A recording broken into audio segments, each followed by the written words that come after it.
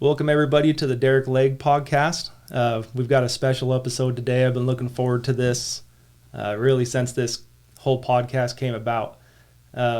First, I just want to say if you're listening to this on YouTube, one of the clips on Instagram, please follow us, like us, give us a thumbs up and all that. We're also on Apple Podcasts now, so if you're listening or watching on any of those, please give us some feedback and a like and a share.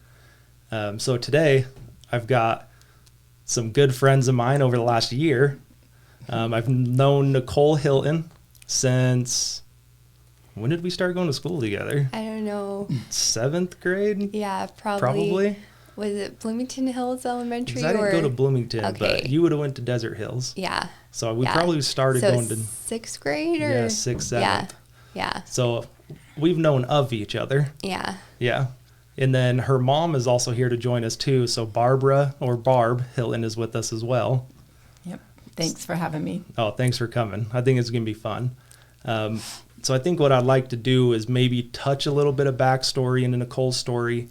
Anything, Barb, you'd like to add, go ahead and jump in. Okay. I think you're going to have obviously a unique perspective to all of this. Mm-hmm. And not only, people that have a similar story to Nicole, this never gets talked about. Also, your perspective is never talked about either. And so that's the point of this. We're going to try and get a lot of that out. Mm-hmm. So as far back as you guys think we need to be, I think mainly we'll talk about October of last year and the events that happened. But if you want to kind of preference that for us, I'll kind of turn it over to one of you. Sure. So in 2nd grade, I moved to St. George, where we're at right now, and I was raped, and I disassociated, and I didn't know that I had been raped. And can you clarify a little bit about what happened? So it was around the corner of Bloomington Hills Elementary School, and it was a complete stranger, and he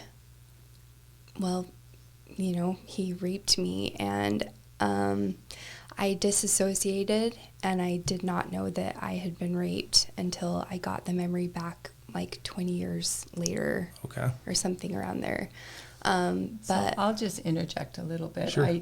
The school called me, and they had found Nicole sitting on the playground, and recess was over, and she had been crying. The reason why they called me is they couldn't get her to stop crying. So this was during school hours? It was during the school hours, and I just remember picking her up, and she was really upset and crying, and I kept saying, "Honey, was someone mean to you?" And all she could say was she would just nod her head.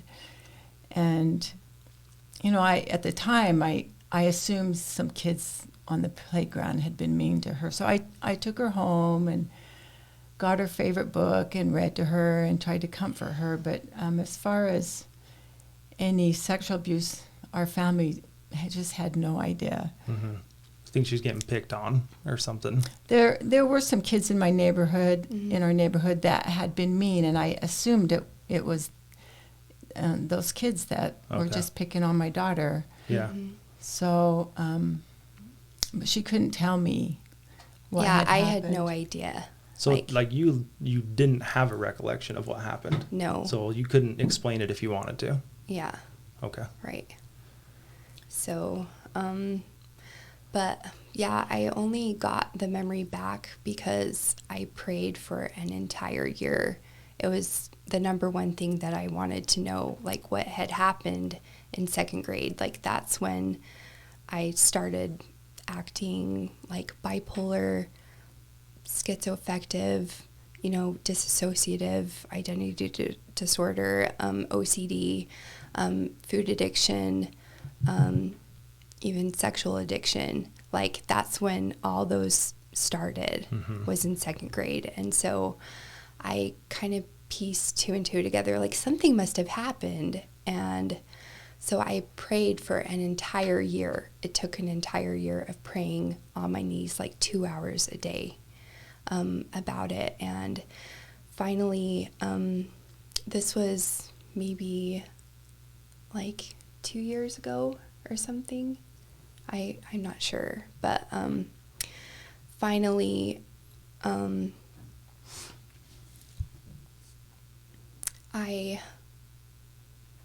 I fell asleep one night and I entered into a memory, and I was standing behind myself, and I was like, "Hey, I know that little girl. That's me." Yeah.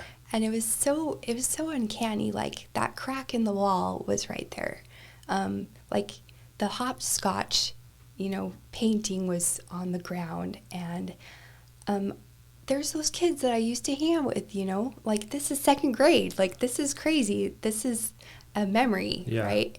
And I followed myself, and I saw myself walk around the corner of the school, and I followed myself, and it was like the pyramid, like the Great Pyramid of Giza, like fell on me.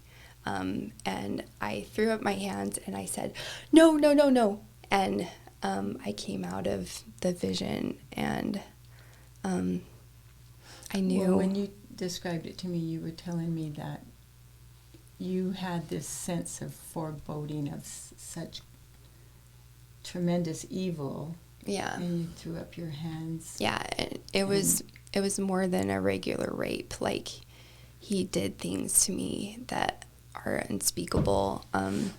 One other person I've talked to who has the gift for spiritual sight, she said she and another man saw what happened and they about threw up. Wow. But yeah, I went home and I was bleeding down there. I was not able to tell my mom about it because I disassociated from the sight of the blood. Okay. And this actually happens to kids who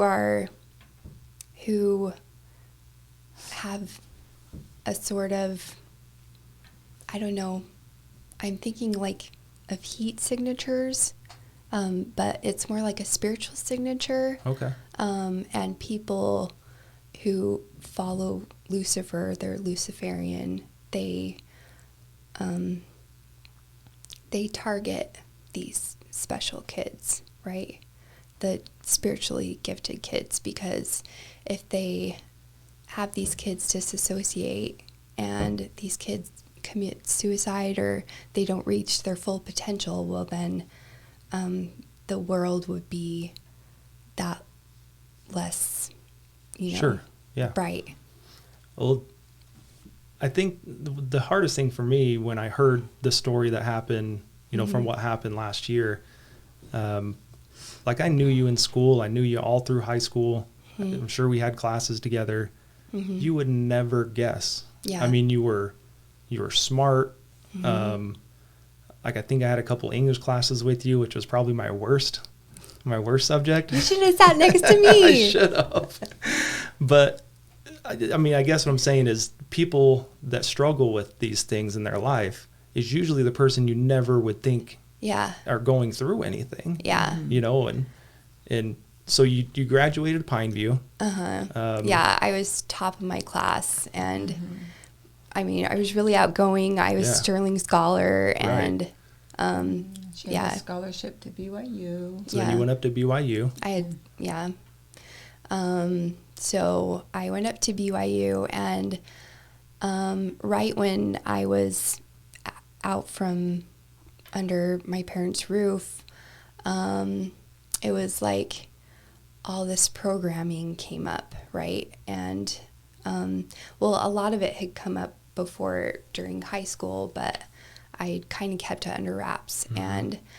And so at BYU, I actually found myself in the arms of a man, right?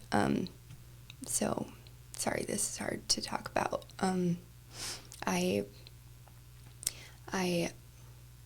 broke the law of chastity, and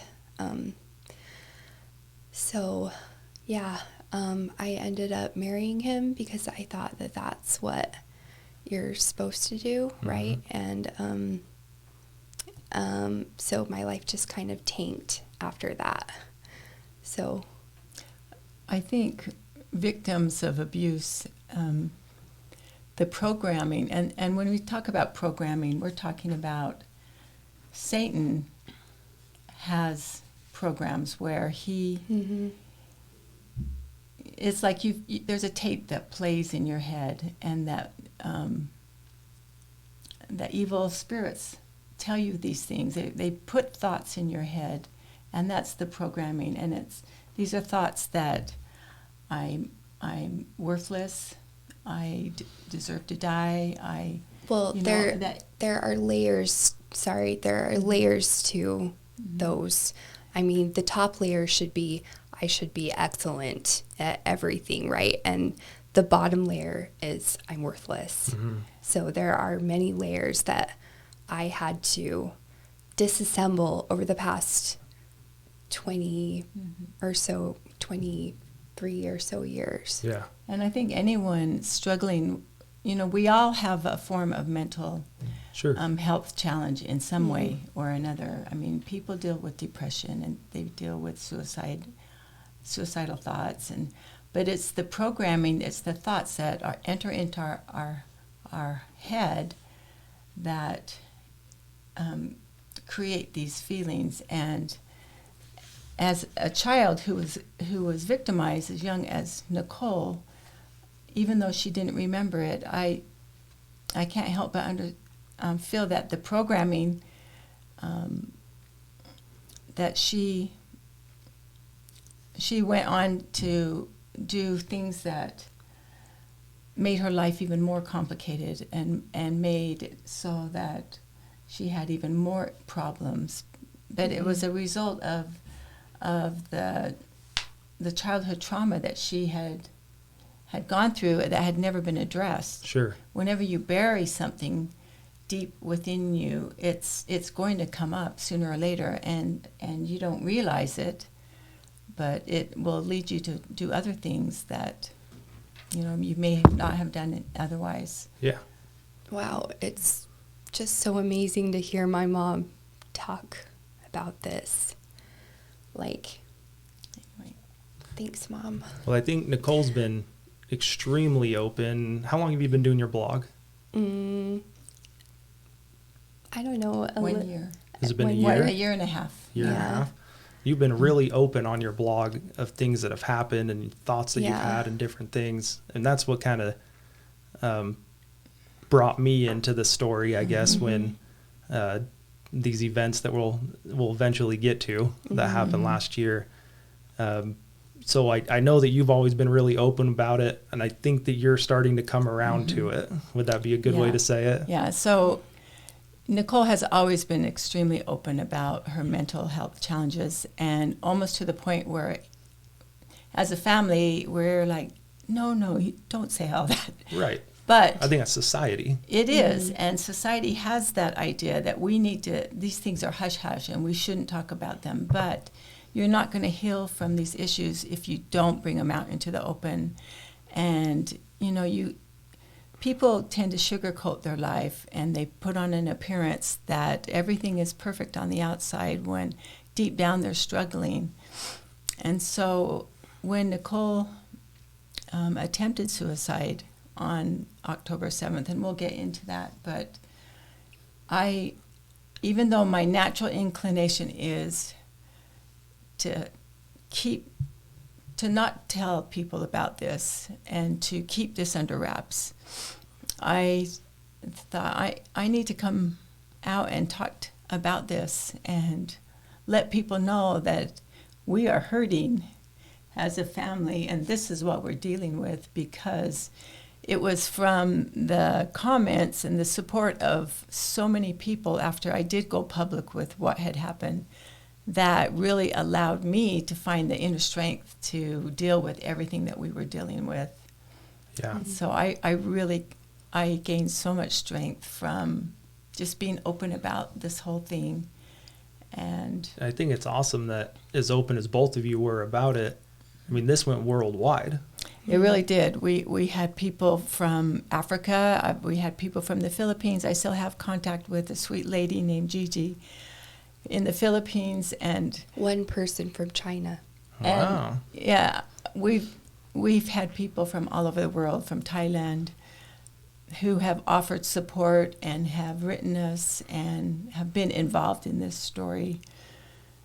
Okay. It's- Well, can we skip to Yep. maybe 3 days before, 4 days before, somewhere right Yeah. in there? Let's do. So, well, so sorry, going No. back a little bit more. I had completely overcome the world, I guess, in my own way, right?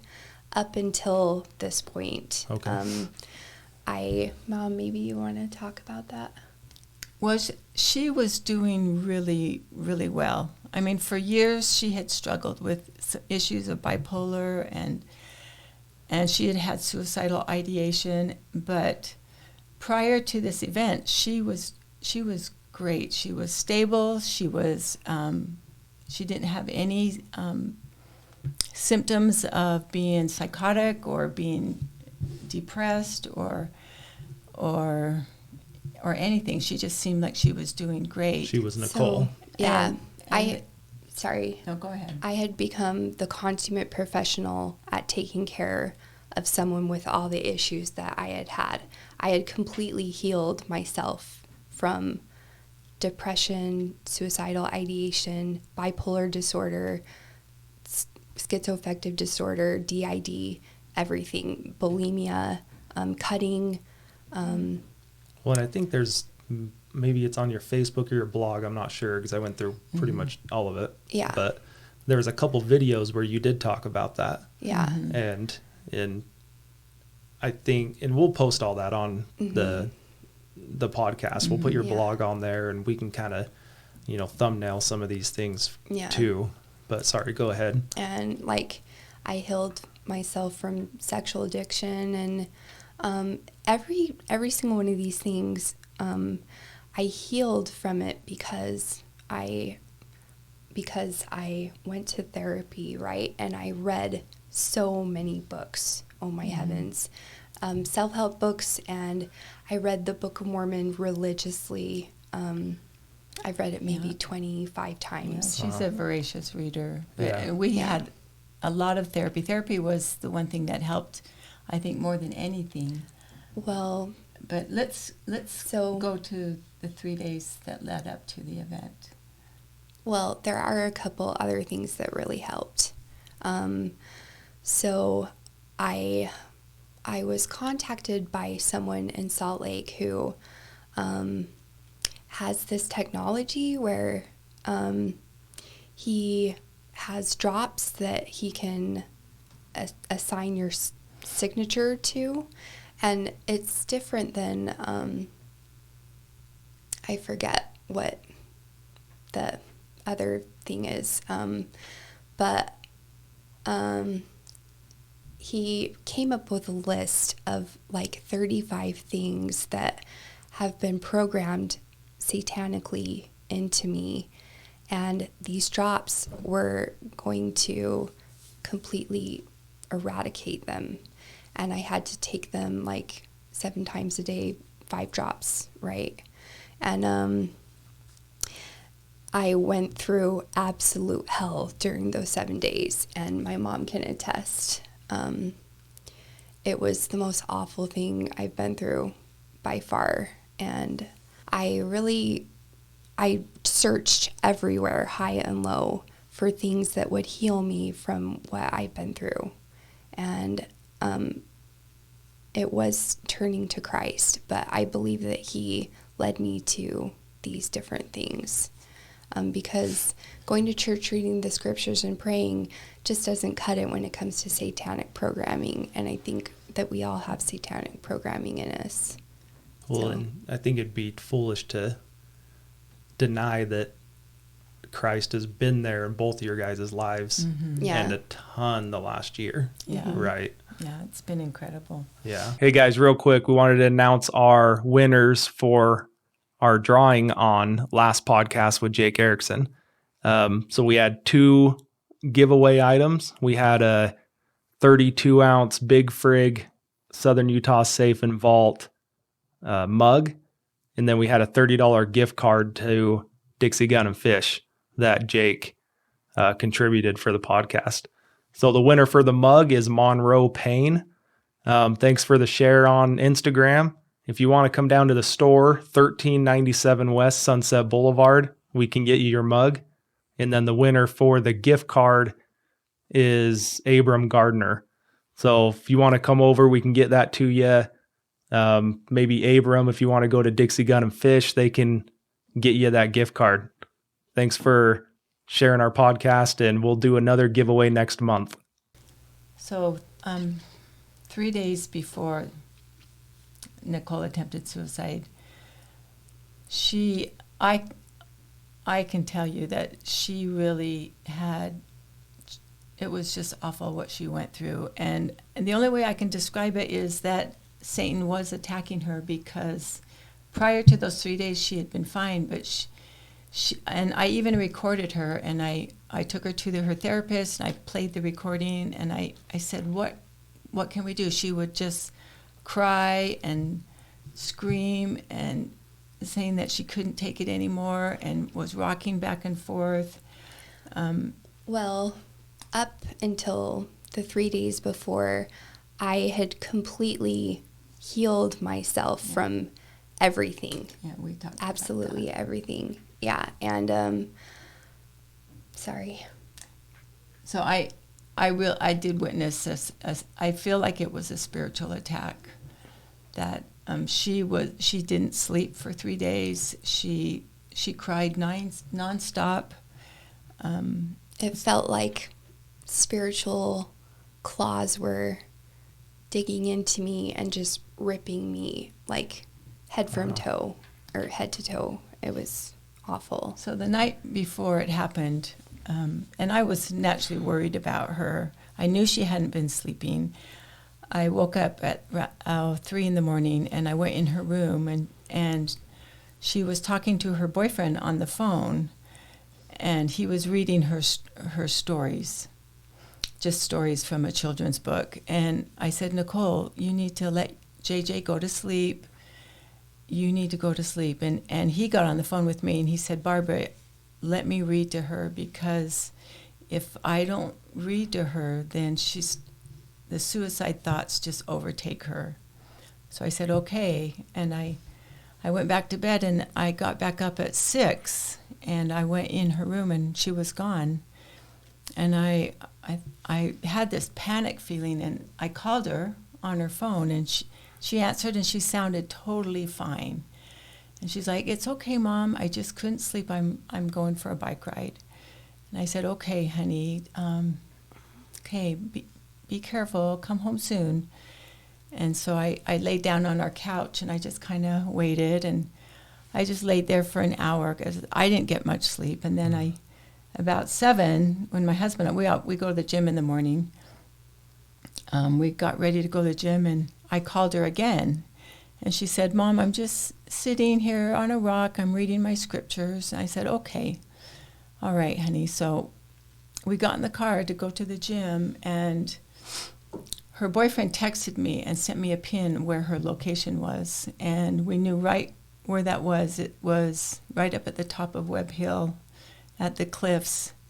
And I had this feeling come over me that we got to get up there. And I was just panicked, and I said to my husband, you got to go. And he was panicked too. He knew right where she was. And I sent that text to my boys. We have a family chat so I sent it, and we were driving up there. I was texting my family at the same time, and I said, this is where she is. And all my family, they knew that spot. And we jumped out of the car. We got up to the top of the Webb Hill, and we jumped out of the car, and we started running. And I said, please pray. And at that moment, everyone in my family was on their knees praying. And we saw her. She was sitting on this outcropping of a rock. And we were maybe 20 feet from her, and we were running. And I said, Nicole, don't do it.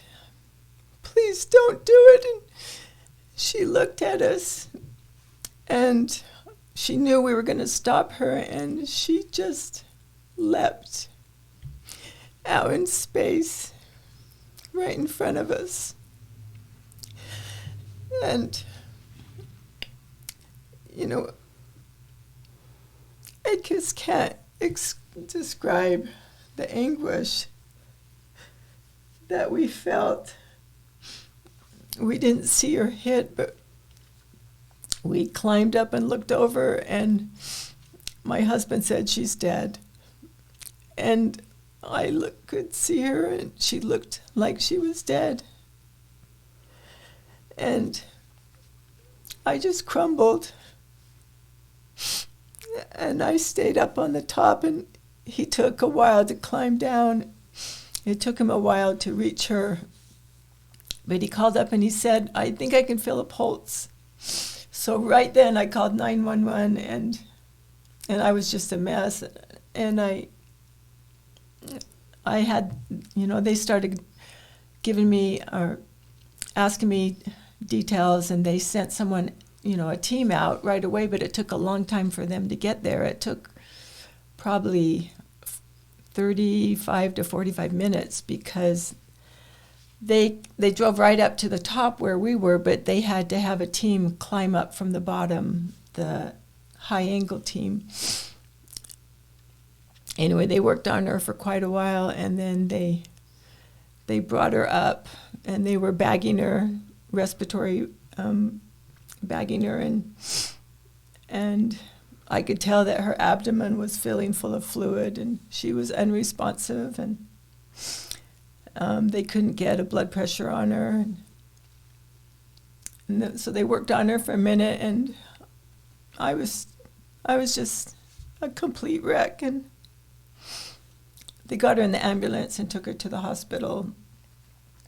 And when in the ER, she was a trauma 1. They couldn't keep her blood pressure up. The ER doctor was a member of our church, and he and my husband anointed her and gave her a blessing right there. And she woke up briefly, and she said, what happened? And she said, I can't feel my legs. And her blood pressure started just plummeting, and so they rushed her off to surgery. And she was in surgery for hours, but she had broken so many bones and ruptured her spleen and her gallbladder, and had a cervical fracture, a T9 fracture, and I believe a lumbar fracture in her spine. It was the T9 fracture that caused the paralysis. Now, do you remember any of this? Do you remember? Actually, hearing my mom talk about it, I got some more memories back. I remember the satanic attack for the 3 days before, but I also remember my little shifty thing that I did, right? And I remember being up there sitting on a rock, and then hearing my parents behind me, and I remember jumping, but I went up instead of down. So how long was she in the hospital then, total? She was in ICU for almost a month. I think she was in a coma for 3.5 weeks. And then they transferred her to the second floor, and she was there for a month. And one of the miracles was, Medicaid, she has Medicaid insurance, and Medicaid would not continue to pay for her hospitalization until she had to be transferred to a rehabilitation.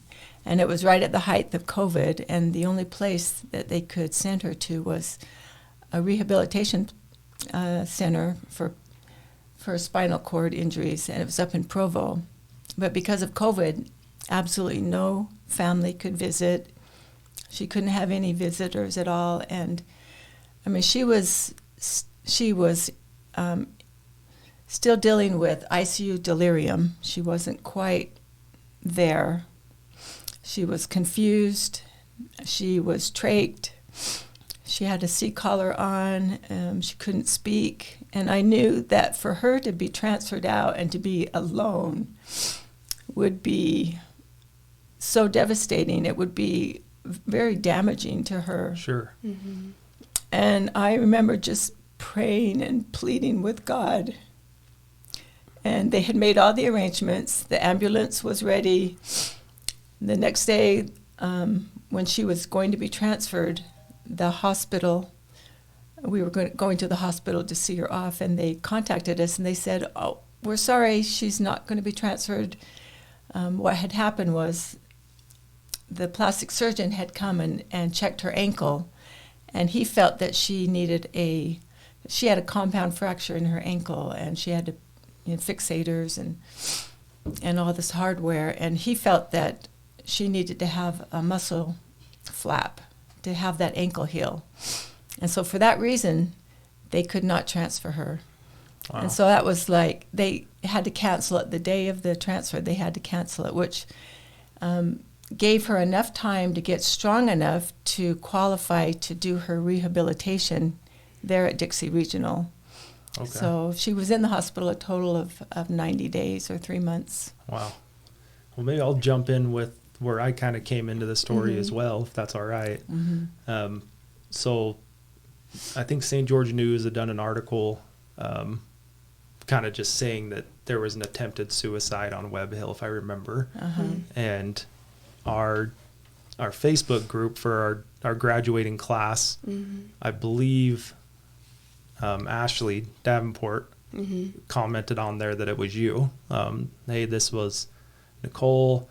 If any prayers, just kind of pleading like, hey, if there's anything you guys can do, put her in your thoughts and prayers at a minimum. Mm-hmm. And I guess it would have been a year or two before my dad actually drove his car off of the same hill where you had jumped. And emotionally, I was just pulled to it. Mm-hmm. And I kind of got on the Facebook page and I did and I'm extremely uncomfortable with this stuff, but I did a little live video and I said, hey guys, this is Nicole. We should be doing something. Prayers are great, but there's enough people in our graduating class that have businesses, that have, influence in the town. Mm-hmm. We should be pulling together financially stuff if we can. But I run 3 businesses. My wife was pregnant. We were building a house. I know, it's crazy what you signed up to do. And so I was like, well, it's not going to be me, but someone should definitely do this. And that's what I kept saying. And that night I stayed up all night reading through your blog and different videos on Facebook. And, Mm-hmm. I had to have been 2 or 3 in the morning, and it hit me like, you're going to do a benefit dinner for her. Wow. And I was like, no, I don't have time for that. Someone, maybe one of her friends or one of the student Mm-hmm. council people should, but I'm like, not me, but someone should do that. Yeah. And then the next day I was telling my wife, I was like, there's everyone on the Facebook page, everyone wants to do something, but no one will jump in and take the lead. And I was like, I wish that someone would just jump in and take the lead. Mm-hmm. And I was like, I'm tired of people wanting to help, but no one doing anything. Yeah. And my wife was like, well, kind of like you're doing. And so she kind of put me in my Wow, place. she calls it like Yeah. she sees it. So she put me in my place, and I was like, yeah, I guess you're right. I can, my brothers own a cafe. I own a couple retail businesses. every one of my siblings are an entrepreneur of some sort. My mom is extremely crafty and can organize things. And I'm like, I think we could put this together. Yeah. And so without even saying that, I had texted 3 or 4 of my buddies that have some outreach in the community. And I said, hey guys, I think that we should do something, a small scale to large scale as it could be, but we can do something. And 2 out of the 3 texted me back and said, why don't we do a benefit dinner? And it just kind of hit me like, oh, all right, I guess I'm heading up this benefit dinner. So I got on the Facebook page and I said, hey guys, we're going to do a benefit dinner for Nicole. Anyone that wants to come help can come help. I reached out to Ashley and said, hey, you're probably the closest with her. If you want to be a part of like this little committee we're putting together to have the input. And then Barbara and my mom actually knew each other and I had no idea. Yeah. And I knew your sister. Yeah. So when I told my mom I was doing all this, she's like, well, I know Barbara. Yeah. And I'm like, you're kidding. I was like, you're going to have to get me in contact with her. And so within like 3 days, this went from, hey, I think we should do a dinner to foods ordered. We had 10 or 12 businesses giving away stuff to a raffle. We had, it was amazing. I mean, hundreds of people giving into this thing and saying they'll attend, and we got shirts made. You guys are sporting your shirts. Yeah, we're wearing the shirts from your dinner, and it turned out it was so well attended. There were hundreds of people there, and it was amazing. My husband and I were so overwhelmed, and all of this was when Nicole was in a coma, right? And she wasn't aware of all this happening, but our family we were just overwhelmed at the response, and complete strangers, so many people coming up and offering support and help. And I called my mom and I said, Mom, this is getting a little out of hand. I better contact her parents and make sure they're even okay with this.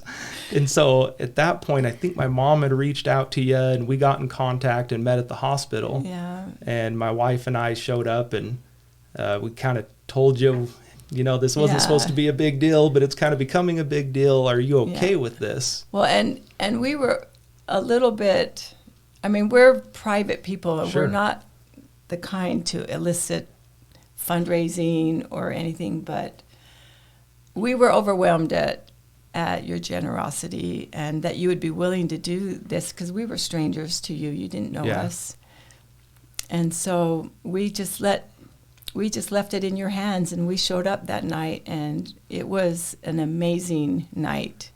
Well, and I know you and your husband were tentative, and the only thing I could say to you guys was, we have hundreds of people that want to help. Yeah. And like, even whether you guys feel like you need the help or not, like, these people want to be involved and they want to help Nicole and show Nicole their love.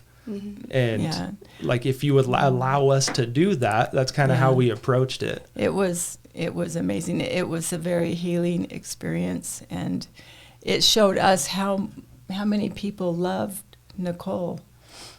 And it showed me how many people, her story resonated with so many people, because everyone is dealing with struggles that they don't want to talk about. But I think because we kind of went public on Facebook, and then it just snowballed. Yeah. But so much of that was your doing, because you were the advertiser that, we weren't seeking to be advertised, right.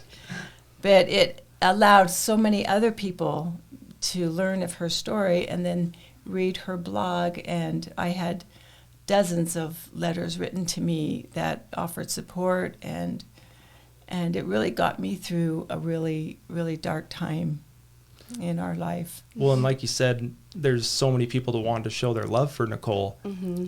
It wasn't only that, there were so many strangers that had, locally that had been through something or could relate to it at some level, that also, even just people that showed up and bought dinner. Yeah. That just wanted to be involved. And there's people I didn't even know, that came in. And so I think that because of everything Nicole's done with being so open, I mean, and it allowed me to kind of, like with my dad's situation, I'd forgiven him years and years ago. I hadn't talked to him for years before he had taken his life, and I'd kind of dealt with that back then. Yeah. But even going through this, it kind of reading through your blog and reading through certain things, it kind of opened my heart a little more. Yeah. To where I was like, yeah, I forgave him. I'm not mad at it. I'm not mad at him. You know, in the years before where we quit talking, like I never hated him. You know, I just think that he struggled with things that I didn't. And at the time I definitely didn't understand. But going through all of this with both of you guys, it definitely helped me heal a little bit as well. And helped you to understand maybe what he was going through in some small part. Yeah.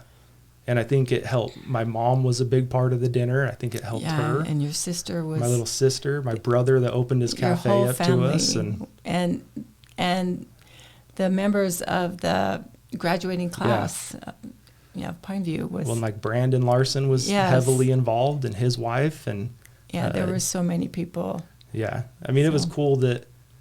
I mean, I had business owners calling me that I didn't know, asking us like, well, we don't really sell a product, but how can we help? And we had the food paid for. We had most of the shirts were paid for. Like people that were just donating money because they're like, I don't know how to help, but I can help financially. Right. But anyway, I don't want to take too much up about the dinner, but that's kind of what pulled me into the story. And there was a day that Amanda and I were able to come into the hospital and see Nicole. Yeah. And that was a cool experience, I think, for all of us. And I mean, what do you remember of any of that? I mean, at that point, I don't imagine you remember. Do you remember anything about when you were in ICU? I actually do remember seeing you come in and having my mom say, this is Derek, and he's done this and this and this. And I do remember, I definitely really remember the whole outside thing that happened. Yeah. A little later. Yeah, when we were all wearing the shirts. Yeah. Yeah. And that's when we kind of told you how much we had raised and what everyone had done. It's incredible. And well, tell me about it, because I know that we could go on for 2 days on different miracles and different, well, let me frame it this way.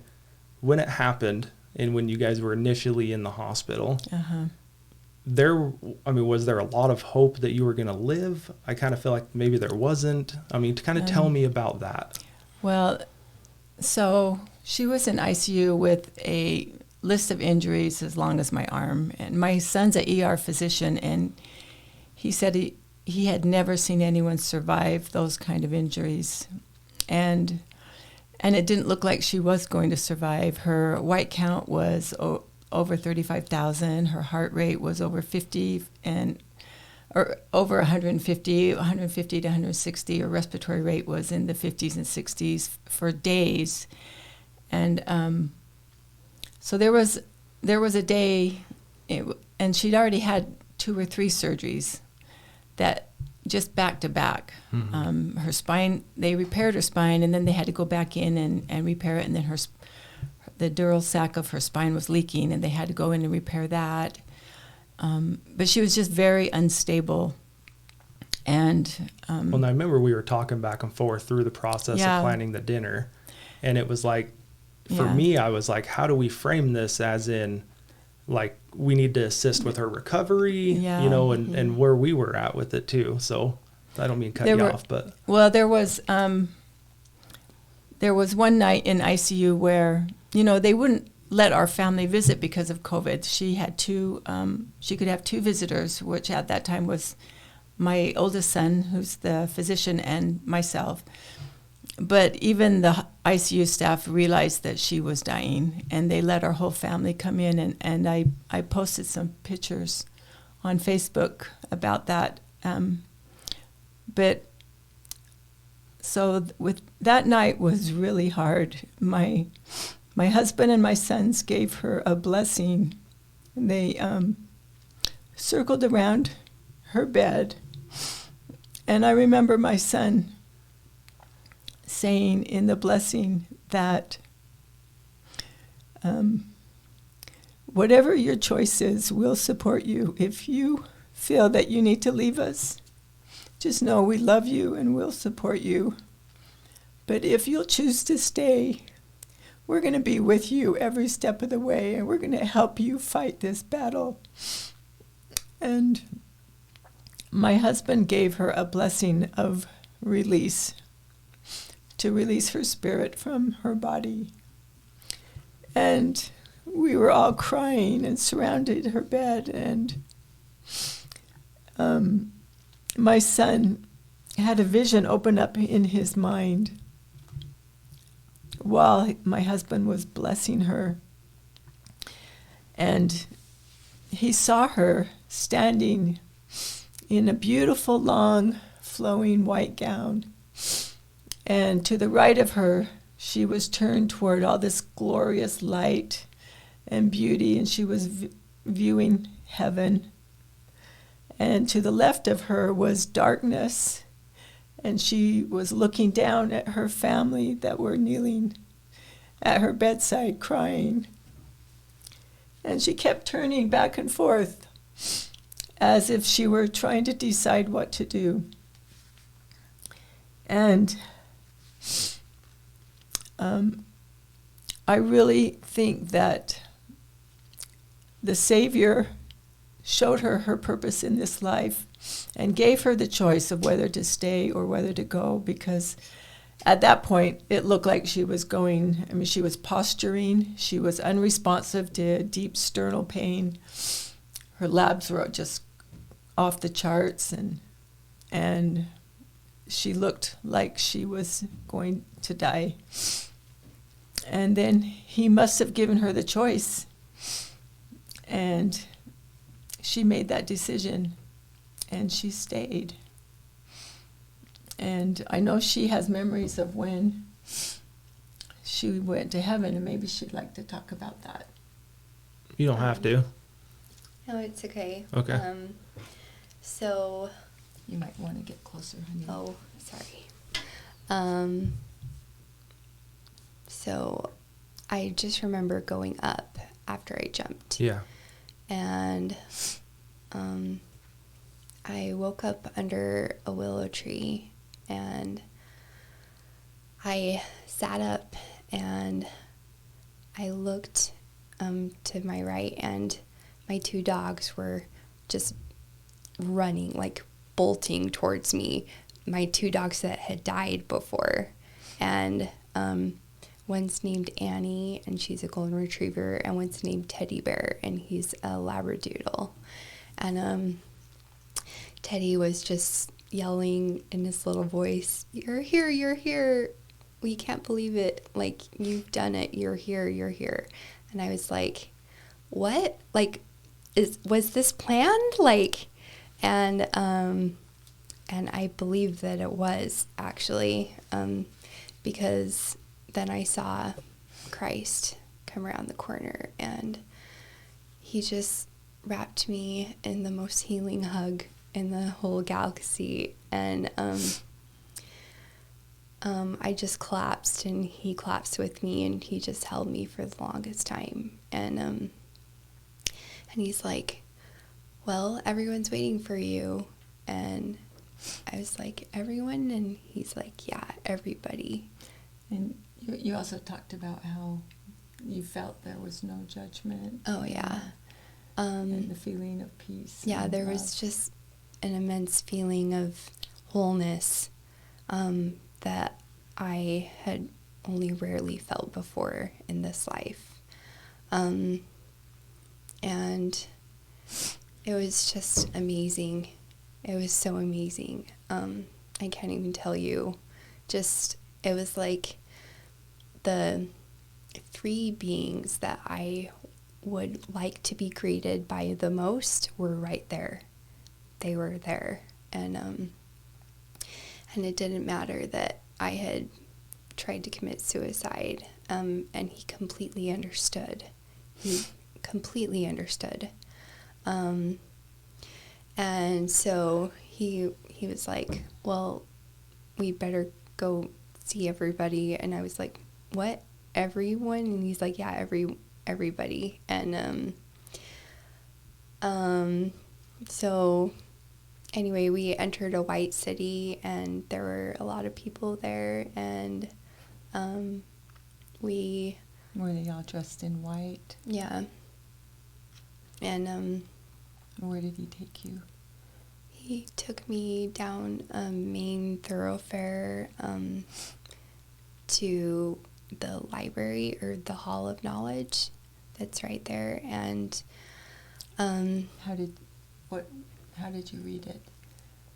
Was it in English? no, it was in a different language, but it said Hall of Knowledge. And I dismounted, and I was riding an elephant. Of course. Actually, yeah. Well, just an elephant was there, and her name is Modoc. And anyway, so I went up the steps with him, and we entered the library, or the Hall of Knowledge, and my memory shuts off right there. So Wow. I mean, I think to have that experience has got to be pretty special. yeah. That's it's kind of speechless. Yeah. I think that he showed me what I would be doing if I chose to come back. And he let me know that not everyone gets the option to come back, that either it was the way that they left that prevented them from coming back, or anyway, every circumstance is just different. That's the gist that I got from him. Okay. And anyway, I think that it was planned for me to jump.